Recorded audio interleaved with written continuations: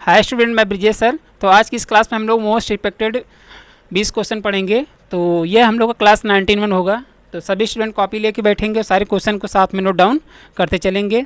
तो इस क्लास में हम लोग कुछ प्रीवियस क्वेश्चन पढ़ेंगे और कुछ जो नए क्वेश्चन बनते हैं उस भी क्वेश्चन को हम लोग इस क्लास में पढ़ेंगे।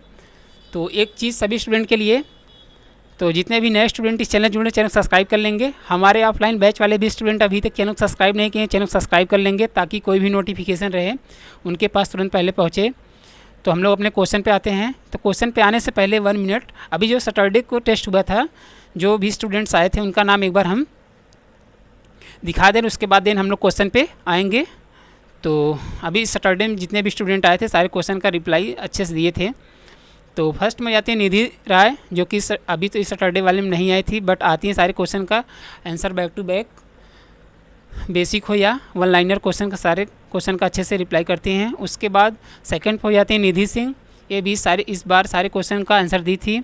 उसके बाद थर्ड पे हो जाती हैं शिवानी गुप्ता, ये अभी बेसिक क्वेश्चन का सारे बेसिक क्वेश्चन का आंसर अच्छे से दी थी। उसके बाद फोर्थ पे हो जाती हैं खुशबू चौहान, ये भी बेसिक और वन लाइनर क्वेश्चन का भी आंसर दी थी।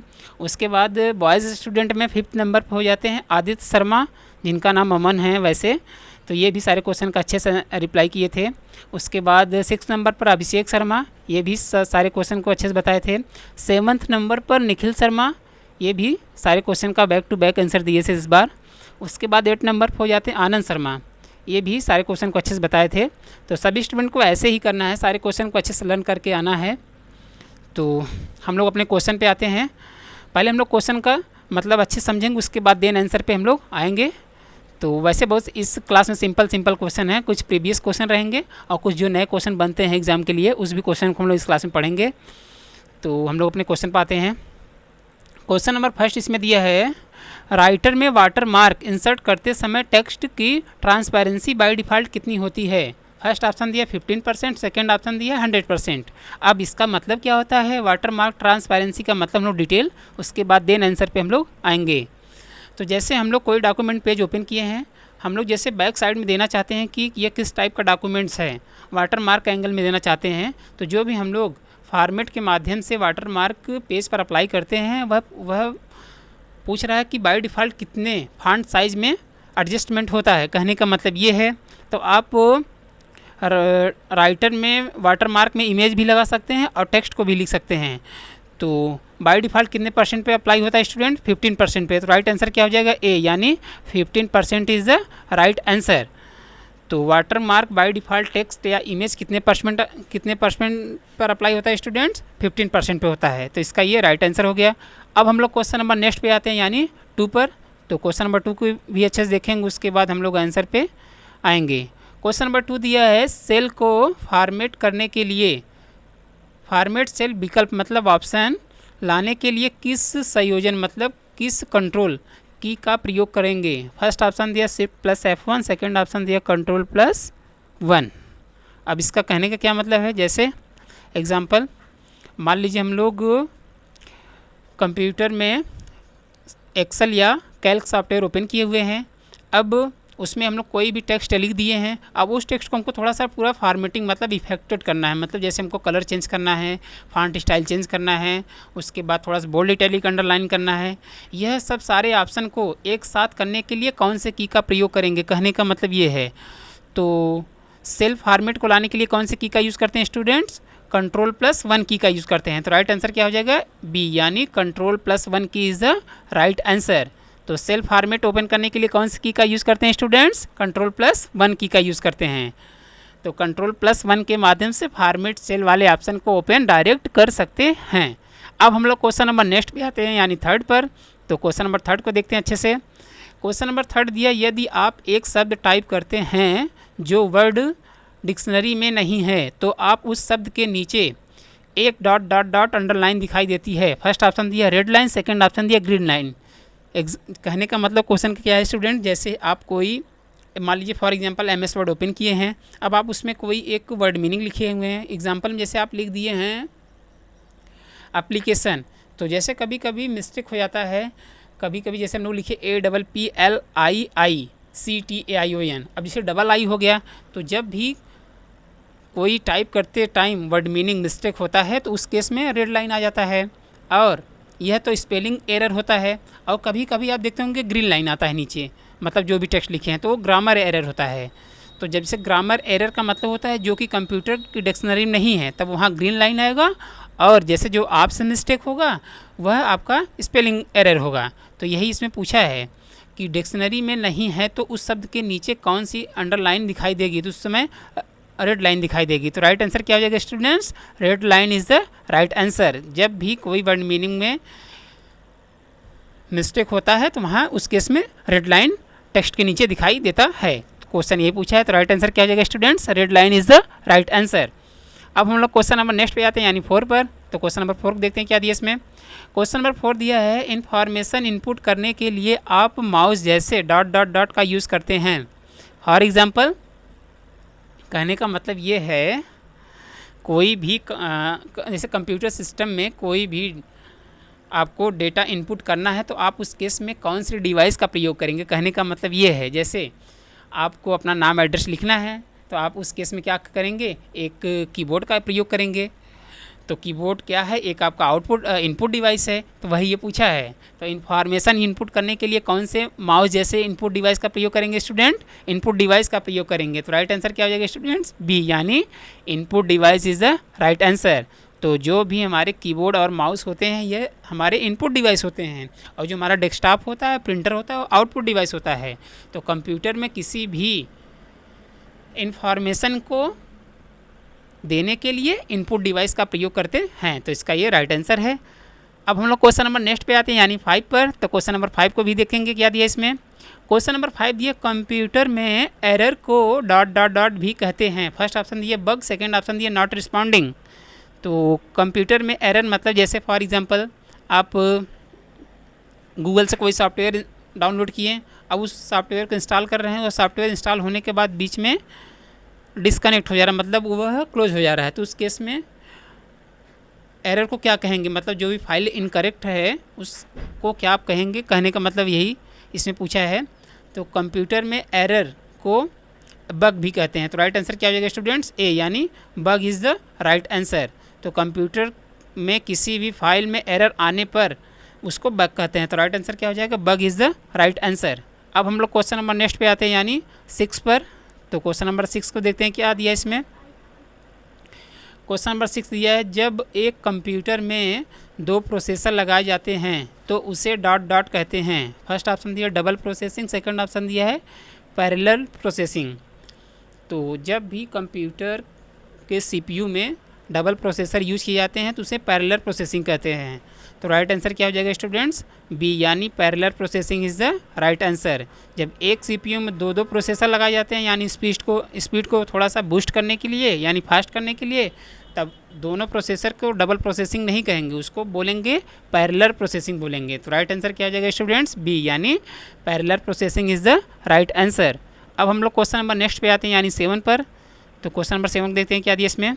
क्वेश्चन नंबर 7 दिया, निम्नलिखित में से कौन सा एक वेब ब्राउज़र है। फर्स्ट ऑप्शन दिया फायरफॉक्स, सेकंड ऑप्शन दिया MS Excel। अब ब्राउज़र होता क्या है इसके बारे में डिटेल, उसके बाद देन आंसर पे हम लोग आएंगे। ब्राउज़र जैसे आप किसी भी वेबसाइट के बारे में इंफॉर्मेशन को चेक करना हो या कोई भी चीज़ डाउनलोड करना होगा तो अब आप उस केस में गूगल क्रोम का यूज़ करते हैं। तो गूगल क्रोम भी एक ब्राउज़र है। उसके बाद एक जो फायरफॉक्स है ये भी ब्राउज़र है, और जो इसके पहले आया था फायरफॉक्स पहले ओपरा मिनी, उसको भी ब्राउज़र कहते थे, बट अब वो यूज़ नहीं होता हर जगह। तो किसी भी वेबसाइट के बारे में इंफॉर्मेशन को चेक करने के लिए या डाउनलोड करने के लिए ब्राउज़र का प्रयोग किया जाता है। ब्राउज़र में कौन कौन से होते हैं? एक गूगल क्रोम होता है और एक फायरफॉक्स होता है। जब ऑप्शन में गूगल क्रोम न रहे तो आप फायरफॉक्स पर लगाएंगे, और जब फायरफॉक्स न रहे गूगल क्रोम रहे तो गूगल क्रोम लगाएंगे। तो अभी क्या इसमें दिया है स्टूडेंट? फायरफॉक्स और MS Excel दिया है। तो राइट आंसर क्या हो जाएगा? ए, यानी Firefox browser is the right answer. इसी के माध्यम से आप किसी भी वेबसाइट के बारे में इंफॉर्मेशन को सर्च करके देख सकते हैं और कोई भी चीज़ डाउनलोड कर सकते हैं। तो इसका ये राइट आंसर है। अब हम लोग क्वेश्चन नंबर नेक्स्ट पे आते हैं, यानी 8 पर। तो क्वेश्चन नंबर 8 को देखते हैं क्या दिया इसमें। इसमें दिया है क्रेडिट एंड डेबिट कार्ड में कितने डिजिट होते हैं, मतलब क्रेडिट और डेबिट कार्ड में कितने अंक होते हैं। फर्स्ट ऑप्शन दिया 17 डिजिट यानी 17 डिजिट, सेकंड ऑप्शन दिया 16 डिजिट यानी 16 डिजिट। तो क्रेडिट एंड डेबिट कार्ड क्या होता है? ATM कार्ड को ही क्रेडिट और डेबिट कार्ड कहते हैं। क्रेडिट कार्ड करेंट अकाउंट के लिए इशू किया जाता है, डेबिट कार्ड सेविंग अकाउंट के लिए इशू किया जाता है। तो उसमें पूछा कि कितने डिजिट पाए जाते हैं, तो फर्स्ट ऑप्शन दिया 17, सेकंड ऑप्शन दिया 16। तो डेबिट या क्रेडिट कार्ड में कितने डिजिट पाए जाते हैं स्टूडेंट्स? 16 डिजिट पाए जाते हैं। तो राइट आंसर क्या हो जाएगा? बी, यानी 16 digit is the right answer. तो आपसे एग्जाम में पूछे एटीएम या क्रेडिट कार्ड पर कितने डिजिट पाए जाते हैं, आप कितना बताएंगे स्टूडेंट्स? 16 डिजिट बताएंगे। तो इसका ये राइट आंसर है। अब हम लोग क्वेश्चन नंबर नेक्स्ट पे आते हैं, यानी 9 पर। तो क्वेश्चन नंबर 9 को देखते हैं, इसमें क्या दिया है। क्वेश्चन नंबर 9 दिया, लिब्रे ऑफिस राइटर में स्टेटस बार को इनेबल एंड डिसेबल कर सकते हैं। फर्स्ट ऑप्शन दिया ट्रू, सेकंड ऑप्शन दिया फॉल्स। तो इनेबल और डिसेबल का मतलब होता है हाइड एंड अनहाइड, मतलब उसको छुपा सकते हैं और ला सकते हैं, कहने का मतलब ये है। तो चाहे राइटर हो, चाहे आपका एम एस वर्ड में ऐसा नहीं, एम एस वर्ड में नहीं होता, वैसे राइटर में ही होता है केवल।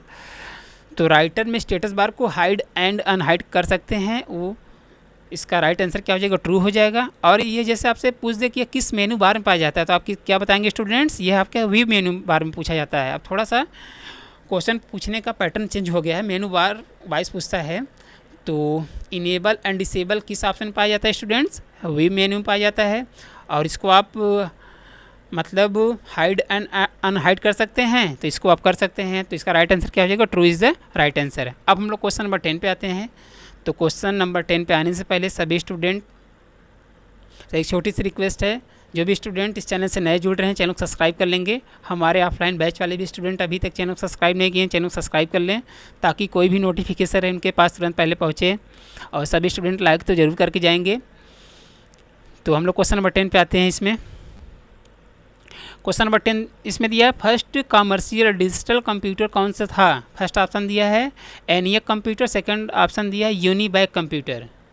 अब फर्स्ट कमर्शियल डिजिटल कंप्यूटर कौन सा था स्टूडेंट? तो फर्स्ट कमर्शियल आपका डिजिटल कंप्यूटर यूनिबैक था। तो राइट आंसर क्या हो जाएगा स्टूडेंट्स? बी, यानी यूनिबैक computer is the right answer. अब जैसे आपसे एग्जाम में पूछ दे कि फर्स्ट इलेक्ट्रॉनिक डिजिटल कंप्यूटर कौन सा था, तो आप उस केस में बताएंगे एनियक बताएंगे, और आपसे कमर्शियल पूछे तो यूनिबैक बताएंगे। तो जैसा क्वेश्चन है उसी के बेस पे आप आंसर को टिक करेंगे।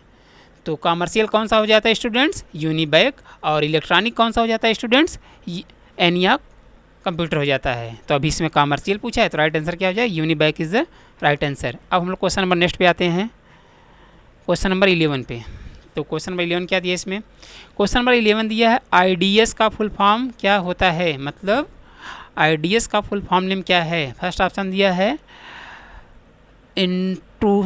Intrusion deduction system, second option दिया इंफॉर्मेशन डिडक्शन सिस्टम। तो IDS का फुल फॉर्म नेम क्या हो जाएगा? इंट्रूजन डिडक्शन सिस्टम, ये इसका ये फुल फॉर्म नेम है। तो आपसे एग्जाम में पूछे कि IDS का फुल फॉर्म नेम क्या होता है स्टूडेंट्स, आप क्या बताएंगे? इंट्रूजन डिडक्शन सिस्टम होगा। तो कुछ इंपॉर्टेंट फुल फॉर्म्स हम जो भी बनते हैं एग्ज़ाम में उसको हम इस क्लास में ऐड किए हैं, तो अच्छे सभी स्टूडेंट्स नोट डाउन करके चलेंगे। तो IDS का फुल फॉर्म नेम क्या हो जाएगा students? Intrusion deduction system is the right answer. अब हम लोग क्वेश्चन नंबर 12 पे आते हैं। क्वेश्चन नंबर 12 पे देखते हैं क्या इसमें दिया है। क्वेश्चन नंबर 12 दिया है, एप्पल इंक द्वारा कौन सा ऑपरेटिंग सिस्टम विकसित किया गया है? मतलब जो एप्पल कंपनी है उसके द्वारा कौन सा ऑपरेटिंग सिस्टम डेवलप किया गया है, वही पूछा है। फर्स्ट ऑप्शन दिया Windows operating system, second option दिया मैक OS ऑपरेटिंग सिस्टम। तो हमारे माइक्रोसॉफ्ट द्वारा विंडोज ऑपरेटिंग सिस्टम डेवलप किया गया है और एप्पल के द्वारा Mac OS operating system develop किया गया है। तो अभी एप्पल पूछा है, तो राइट आंसर क्या हो जाएगा स्टूडेंट्स? बी, यानी Mac operating system is the right answer. तो एप्पल के द्वारा Mac OS operating system develop किया गया है, इसका ये राइट आंसर है। अब हम लोग क्वेश्चन नंबर नेक्स्ट पे आते हैं 13 पर। तो क्वेश्चन नंबर 13 देखते हैं क्या दिया इसमें। क्वेश्चन नंबर 13 दिया, किसी ऑपरेटिंग सिस्टम में डिवाइस ड्राइवर की क्या भूमिका होती है? फर्स्ट ऑप्शन दिया communicate with hardware device, second option दिया provide a graphical user interface. तो कहने का मतलब ये है क्वेश्चन का, जैसे हम लोग जब कंप्यूटर में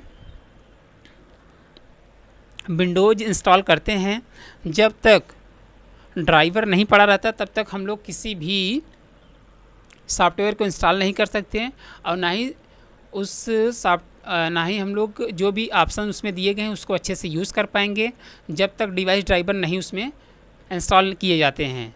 तब तक आप किसी भी चीज़ को, किसी कंप्यूटर में किसी भी ऑप्शन को यूज़ नहीं कर सकते। वही ये पूछा है।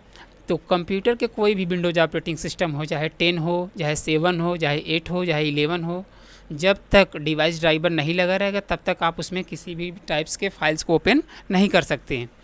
तो वही ये पूछा है। फर्स्ट ऑप्शन दिया communicate with hardware device, second option दिया provide a graphical user interface.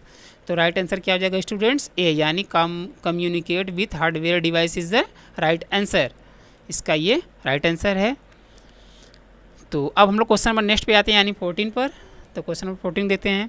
Question number 14 दिया किसी ऑपरेटिंग सिस्टम में बूट लोडर का क्या उद्देश्य होता है? फर्स्ट ऑप्शन दिया है manage device driver, second option दिया load the operating system into memory. तो अब बूट लोडर होता क्या है? जब भी हम लोग कंप्यूटर ओपन करते हैं उस टाइम जो स्टार्टिंग होने में, जब तक स्टार्टिंग विंडोज़ देता है, जो वह स्टार्टिंग होता है उसी को बूट लोडर कहते हैं। तो वही ये पूछा है। तो हर एक कंप्यूटर के विंडोज ऑपरेटिंग सिस्टम में बूट लोडर पाया जाता है। यह बूट लोडर किस एप्लीकेशन के अंतर्गत स्टार्ट होता है? ये MS-DOS के अंतर्गत बूट लोडर इंस्टॉल रहता है, उसी के बेस पर कंप्यूटर ओपन होता है। तो वो यही पूछा है कि किसी ऑपरेटिंग सिस्टम में बूट लोडर का क्या उद्देश्य है, उसका मतलब क्या कार्य है? उसका कार्य ये है कि load the operating system into memory. मतलब कहने का ये मतलब है जो भी प्रोग्राम आप ओपन करते हैं वह बूट लोडर के ही माध्यम से कंप्यूटर सिस्टम में ओपन होता है। तो राइट आंसर क्या हो जाएगा students? Load is the operating system into memory is the right answer. इसका ये राइट आंसर है। अब हम लोग क्वेश्चन नंबर नेक्स्ट पे आते हैं, यानी 15 पर। तो क्वेश्चन नंबर 15 देखते हैं इसमें क्या दिया है। क्वेश्चन नंबर 15 दिया लिनक्स में फाइलों को कॉपी करने के लिए किस कमांड का उपयोग करते हैं? अब तो हम लोग थोड़ा सा इस सॉफ्टवेयर के बारे में डिटेल, उसके बाद आंसर पे हम लोग आएंगे। पहले कंप्यूटर में विंडोज़ नहीं था, पहले चलता था लिनक्स और यूनिक्स चलता था। तो जितने भी फाइल एंड फोल्डर्स बनते थे और या जितने भी डॉक्यूमेंट सेव होते थे सब उसी पर कमांड के ही माध्यम से सेव होते थे। तो वही ये पूछा है। तो लिनक्स के बाद एक MS-DOS आया जो कि अभी चल रहा है, हर एक विंडोज ऑपरेटिंग सिस्टम में पाया जाता है। तो इसमें पूछा है लिनक्स में फ़ाइलों को कॉपी करने के लिए, मतलब आप कोई फ़ाइल बना दिए हैं उसको डुप्लीकेट करना है, तो आप उस केस में कौन से कमांड का प्रयोग करेंगे? तो कौन से कमांड का प्रयोग करते हैं स्टूडेंट्स? CP कमांड का प्रयोग करते हैं। तो राइट आंसर क्या हो जाएगा student? CP command is the right answer. मतलब CP कमांड के माध्यम से लिनक्स में बनाई गई फाइलों को कॉपी कर सकते हैं। वैसे ये अब बंद हो गया है, तो आपको थोड़ा सा एग्ज़ाम के ओरिएंटेड से आपको इसको लर्न करके रखना है। तो कॉपी करने के लिए कौन से कमांड का यूज़ करते हैं स्टूडेंट्स? CP कमांड का प्रयोग करते हैं। तो इसका ये राइट आंसर है। अब हम लोग क्वेश्चन नंबर नेक्स्ट पे आते हैं, यानी 16 पर। तो क्वेश्चन नंबर 16 देखते हैं। क्वेश्चन नंबर 16 दिया लिनक्स में किसी डायरेक्टरी को हटाने के लिए किस कमांड का उपयोग करते हैं? थोड़ा सा कमांड से रिलेटेड क्वेश्चन आता है एग्ज़ाम में, तो ऐसे हम लोग करके धीरे धीरे उसको कवर करेंगे। तो डायरेक्टरी का मतलब होता है फोल्डर। जैसे हम लोग फोल्डर बनाते हैं अपने कंप्यूटर सिस्टम में, राइट बटन क्लिक करके न्यू पे जाते हैं, उसके बाद फोल्डर पर क्लिक करते हैं, उसके बाद नाम लिख के इंटर करते हैं, फोल्डर बन जाता है। या कीबोर्ड से करना होता है तो हम लोग Ctrl+Shift+N से नया फोल्डर बनाते हैं। वैसे पहले लिनक्स में भी फोल्डर बनाए जाते थे, तो फोल्डर को ही डायरेक्टरी कहते हैं। वही ये पूछा है लिनक्स में किसी डायरेक्टरी यानी किसी भी फोल्डर को डिलीट करने के लिए कौन से कमांड का यूज़ करेंगे? तो कौन से कमांड का यूज़ करेंगे स्टूडेंट्स? RM कमांड का यूज़ करेंगे। तो राइट आंसर क्या हो जाएगा? RM command is the right answer. RM command के माध्यम से लिनक्स में बनाई गई डायरेक्टरी को डिलीट कर सकते हैं। तो इसका ये राइट आंसर है। अब हम लोग क्वेश्चन नंबर नेक्स्ट पे आते हैं, यानी 17 पर। तो क्वेश्चन नंबर 17 क्या दिया है? क्वेश्चन नंबर 17 दिया विंडोज ऑपरेटिंग सिस्टम में टास्क बार मैनेज का क्या कार्य होता है?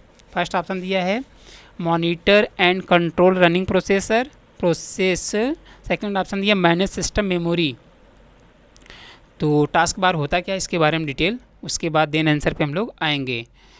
तो कंप्यूटर के हर एक विंडोज में टास्क बार पाया जाता है, जो कि सबसे बॉटम साइड होता है, जहां स्टार्ट बटन दिया रहता है, जहां नोटिफिकेशन एरिया रहता है, यानी जहां डेट एंड टाइम पाया जाता है, उसी को टास्क बार कहते हैं। तो जो भी आप कंप्यूटर में प्रोग्राम ओपन करते हैं सब टास्क बार पर आके स्टॉप होते हैं। तो जैसे आपको एक साथ देखना है कि हमारे कंप्यूटर सिस्टम में कुल कितने प्रोग्राम ओपन हुए हैं, तो उसको देखने के लिए आप उस केस में कंट्रोल रनिंग टास्क बार का प्रयोग करेंगे, तो वही ये पूछा है। या आपको सभी एप्लीकेशन को एक साथ बंद करना है तो आप उस केस में टास्क मैनेजर का प्रयोग करेंगे। तो इसका राइट आंसर क्या हो जाएगा स्टूडेंट्स? मॉनिटर, एक मिनट, राइट आंसर क्या हो जाएगा? Monitor and control running process is the right answer. तो आप एक से अधिक एप्लीकेशन को टास्क मैनेजर के माध्यम से क्लोज कर सकते हैं और देख सकते हैं। ये सारी चीज़ें इसके बारे में डिटेल था। अब हम लोग क्वेश्चन नंबर नेक्स्ट पे आते हैं, यानी 18 पर। उसके बाद हम लोग आंसर को अच्छे से देखेंगे। क्वेश्चन नंबर 18 दिया, ऑपरेटिंग सिस्टम में कमांड प्रॉम्प्ट का उद्देश्य क्या है, मतलब कमांड प्रॉम्प्ट का क्या कार्य है। फर्स्ट ऑप्शन दिया provide a graphical user interface, second option दिया execute command and run program. तो ऑपरेटिंग सिस्टम में कमांड प्रॉम्प्ट का यूज़ होता है execute command and run program, मतलब प्रोग्राम को रन कराना और फाइलों को सेव करना। ये सारी चीज़ें आप कमांड प्रॉम्प्ट के माध्यम से कर सकते हैं। तो इसका राइट आंसर क्या हो जाएगा स्टूडेंट्स? कमांड प्रॉम्प्ट का क्या प्रयोग है? एग्जीक्यूट कमांड और रन प्रोग्राम्स के लिए इसका प्रयोग किया जाता है।